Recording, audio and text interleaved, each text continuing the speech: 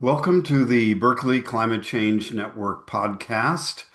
I'm Bruce Reardon. I'm the director of the BCCN, and today we're going to spotlight a new project, very cool project at Berkeley Law within the Center for the Law, Energy, and Environment, or CLEE. It's all about the future of the oil and gas industries in a climate safe world. And we're talking with our special guest today, the project director, Darian Sturges. So welcome, Darian. Thanks, Bruce. It's great to be here. Well, before we get into the project, tell us a little about your background, your experience. You've been out in various roles around climate and energy, and eventually, how did you get to Berkeley? All of that. Most recently, I was at the Department of Energy in Washington, where I focused on portfolio strategy within the Office of Clean Energy Demonstrations, meaning my group was working out how to commercialize and scale all the new energy technologies that our country is going to need in the coming decades. Obviously, the federal government has gone in a slightly different direction now, so. I'm a native Californian. I'm from the Bay Area, and I was very excited for this opportunity to look at California energy policy with the same lens. How do we prepare for the future? Great. I should say, prior to the federal government, I worked for many years at the Clinton Foundation and the World Bank, helping to develop clean energy projects in developing countries around the world. So. I have some experience in this field, and sometimes the issues, the problems, the challenges repeat themselves, no matter what country you're in. Excellent. Well, let's get into the project itself. Why did Berkeley and the donor put this project together? What's the problem we're trying to solve or the issues we're trying to illuminate? Tell us a little about the why before we get into the what. What we're trying to do really is to reimagine the future, and I think it's important to look at the broader context, which is oil and gas are kind of inextricably linked to California.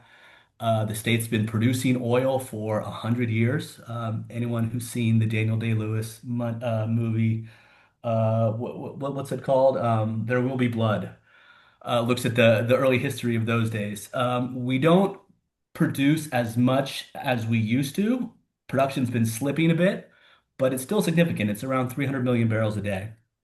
At the same time, we use a lot of oil and gas in California. So we drive a lot more than anyone else in the country. We fly a lot, so we use a lot of jet fuel. We ship products around by truck. We use a lot of products that are based on oil and gas. So that's steel, cement, plastics, fertilizer. We just use a lot of it.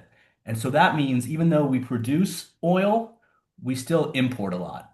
And that oil comes from all over the world, from the Middle East, from Alaska, from South America, etc. And the other side of that, the gas side, we use a lot of electricity and we use natural gas for power. And I think everybody's seen forecasts for power demand with the rapid growth of AI and data centers. So it's likely we're going to need a lot more power. So all of these trends are sort of swirling and intersecting right now. And at the same time, the state has these very ambitious climate and environmental goals that we want to meet to essentially zero out our greenhouse gas emissions by 2045. So, because energy is such an integral part of people's lives here in California, I think people get worried when they have to start thinking about potential price spikes or shortages or blackouts or anything that's a shock to the system. So we need to think about the future, how it's going to impact us as Californians, and how we're going to respond to changes and trends in the energy sector. And that's what the donor asked us to do. We sit at within CLEE, within the law school, we sit at this interesting intersection for a think tank where we have influence with California policymakers in Sacramento, but we also have access to the wealth of resources available at UC Berkeley. The donor saw that and wants us to take a very forward-thinking and expansive view of what the energy industry and what the oil and gas industry can look like in 20 years. And then also how it's going to impact various groups, whether that's consumers, whether that's workers, whether that's policymakers, and whether that's other parts of the country that California impacts. Excellent. So, tell us kind of what's the end product here? Is it a report? Is it a conference? What's it look like here I for the think it's going to project? be all of the above. We're Hmm. going to produce research reports. We're going to write pretty extensively on a lot of these questions from different perspectives. We'll also hold public events at Berkeley in the spring and in the fall. And then we will also potentially hold similar events in other regions of the country who are facing many of the same challenges and issues California is too. So we want the UC Berkeley impact to be, like I said, expansive. So the donor is funding the project and is the push for doing the project, but really your impact is going to be much broader and going to Sacramento and DC and maybe all of the above. All of the above. Yeah, I think sometimes people think about big oil here in the US without realizing that 80% of the world's oil comes from these massive national oil companies. That's, the Saudi Arabian national oil company, that's PetroChina, that's Malaysia, Nigeria, et cetera, et cetera. So if we can think about, as Californians, how to structure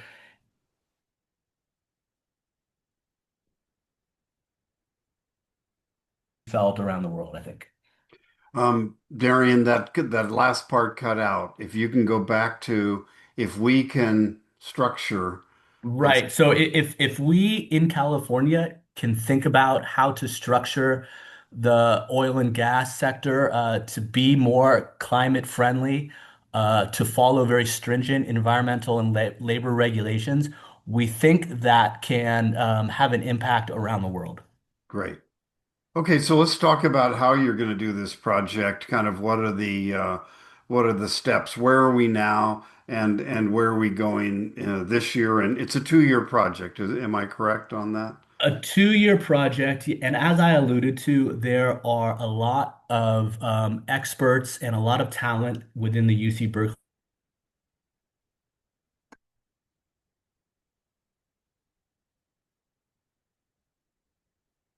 all of them to the table here. So by Darian, that, yes. Darian, you cut out again. Oh man, I'm so sorry. Okay, I'll Yeah, start. start with it's a 2-year project. Okay, so yes, correct. It's a 2-year project. And as I alluded to, UC Berkeley has a wealth of expertise and resources to bring to this. A lot of different departments touch energy markets and the energy industry. So we're going to be working closely with, for instance, the business school, Haas. We'll be working with the Goldman School of Public Policy. We'll be working with Berkeley National Lab. We'll be working with the talented engineers and engineering departments here on campus. And I think most excitedly, we're going to be working closely with a group called the Possibility Lab. They're housed out of the Goldman School of Public Policy here, but they do really cool work engaging directly with communities. And when you think about the oil industry, especially, a lot of it is very concentrated. So you have a lot of oil production in California happening in one county, Kern County, Hmm. and then you have refineries that are very tied to their local community in terms of generating tax revenues, providing jobs, reinvesting in the community. And if you think about a transition away from fossil fuels, it's going to have very localized impacts. So the Possibility Lab is going to be working very closely with those communities to really understand their perspective and how they see the future as well. So that'll be a big part of the work. So what form will this take? Research projects, conferences? All of the above. We'll Okay. we'll we'll write extensively on the various issues that are impacting the transition. But we're also going to be holding events, public events here at Berkeley in the spring and in the fall. We'll be speaking at conferences around the country. So I think we have a lot of avenues to get our voice and our message out. Is it fair to say that you're going to help come up with a roadmap really for this transition that's going to happen in one form or another? Yes, that's the idea. We don't just want to describe the context. We also want to lay out scenarios and pathways and ultimately help educate not just policies, but also Californians. And is the assumption at the beginning here that the oil and gas industries aren't going away? They're going to be here, and so it's a matter of what they look like and how could they be reshaped? Is that fair? That's that's exactly right. I think when you look at some of the forecasts for energy demand going out into the future, say 2050, the IEA, the International Energy Administration Association, puts out their scenarios, and even in their most ambitious, most climate-friendly scenario, their net zero world, as they describe it, oil demand is still 30 million barrels a day globally. So that's a lot of oil. So as you mentioned, the industry isn't going away, but what we can do, and I think where California can really have a leadership role, is to think about how we decarbonize industry as much as possible.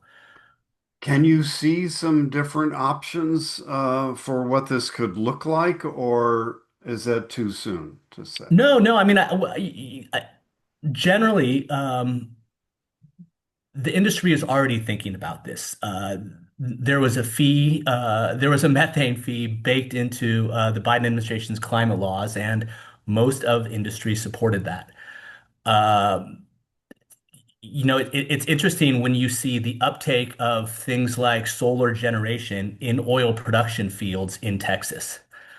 Uh, the California producing oil companies have some of the strictest environmental and labor regulations in the industry, which you may not see in, like I mentioned, Africa or Asia.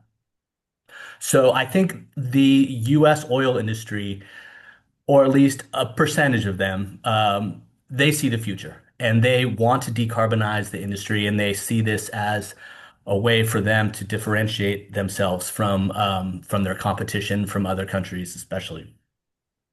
Interesting. Now, how do you feel that your previous work at Department of Energy and your other experiences kind of has prepared you for all of this? I mean, working with the oil and gas industry is not a lightweight matter. Yeah, I think anytime you think about the future and some of these big questions, energy, climate, etc., by definition, it's going to require cooperation between the public sector and industry. So at the Department of Energy, that's what we were really trying to push. Our mantra was private sector led, but government enabled. And I think we're going to find a similar dynamic here when we think about the trajectory of energy and economic growth and the importance of the environment to us here in California. It's going to require cooperation between industry and government. So I think that's what we want to do at Berkeley is help facilitate that. How does this work connect with or intersect with the um, notion, or more than notion, the idea that we've got to move with urgency here in the climate crisis? Ah, um, The way yeah, that we maybe here, I'll rephrase that, and then okay, yeah. we can how does all of this in this project, very interesting project, fit with the idea also that we have that there's a certain sense of urgency that we need to deal with the climate crisis. It's not like we have decades to figure this all out, or the longer we wait, the more trouble it's going to be to figure out not only the transition, but all of the impacts of a hotter planet. I would say it like this. I think if we're going to treat the climate crisis as an urgent challenge, we can't just work on the easy stuff. We have to work on the hard problems too. And I think decarbonizing the oil and gas sector is a hard problem, but it's one that's necessary. We have to figure out how to get low carbon steel to market. We have to figure out how to get low carbon cement to market. But that's not going to be easy. We have to figure out new technologies like carbon capture and carbon dioxide removal and direct air capture. All of these are going to be difficult, and I don't think we can do it in silos. I think it's going to require, as I mentioned, true partnership between communities, between industry, and between policymakers. Excellent. So to wrap up here, Darian, how can either faculty or staff or students find out more about this project? And then maybe if it's not too jumping ahead, how can they get involved or engage with the project? We should have more public information available at the CLEE website.